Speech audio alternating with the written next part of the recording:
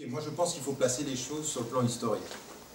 Dans un bouquin que j'avais écrit il y a quelques années déjà, qui s'appelait Les musulmans d'Occident et l'avenir de l'islam, je disais qu'il y avait plusieurs étapes.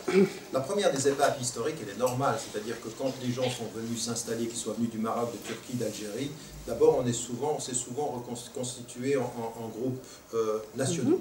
Et donc ça c'est un moment normal de l'immigration quand elle s'est installée.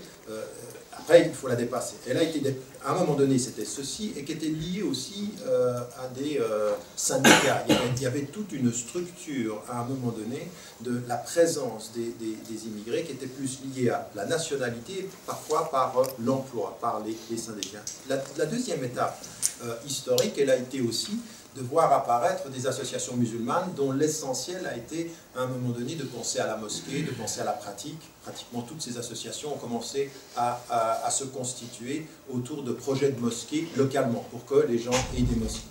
Et puis, vous avez eu une troisième étape qui a été une étape de diversification.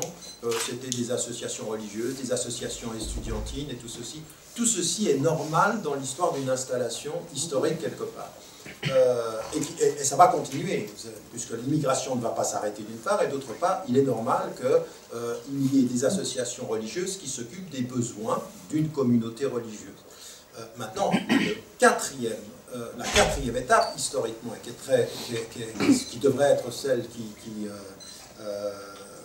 à laquelle nous assistons maintenant, c'est le développement d'institutions transversales qui sont liées à des projets, communs, c'est-à-dire qui sont liés à des objectifs qui peuvent être l'éducation, qui peuvent être des luttes sociales communes.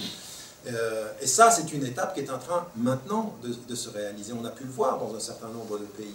Si vous voyez par exemple ce qui a pu se passer en Angleterre, par exemple dans la lutte contre l'intervention en Irak, c'est-à-dire le mouvement anti-guerre, est un mouvement qui a été transversal. Nous, dans notre travail, on a beaucoup évolué à un moment donné, mais il y a beaucoup de clivage aussi, il y a beaucoup de résistance, c'est-à-dire de développer des alliances objectives de citoyens qui travaillent sur des projets communs, qui peuvent être la justice sociale, qui peuvent être la résistance à des politiques internationales, qui peuvent être...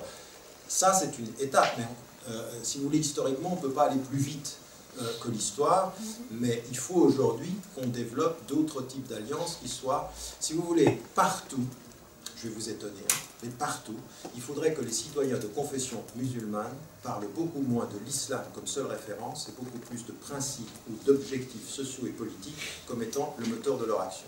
Mais ça, pour ça, il faut deux choses. D'une part, il faut être en confidence avec soi-même, parce que même en France ou en Occident, quand vous êtes dans cette posture-là, souvent autour de vous, on vous renvoie à votre islamité. On vous dit, vous devriez oublier d'être musulman, mais systématiquement, on vous dit que vous l'êtes.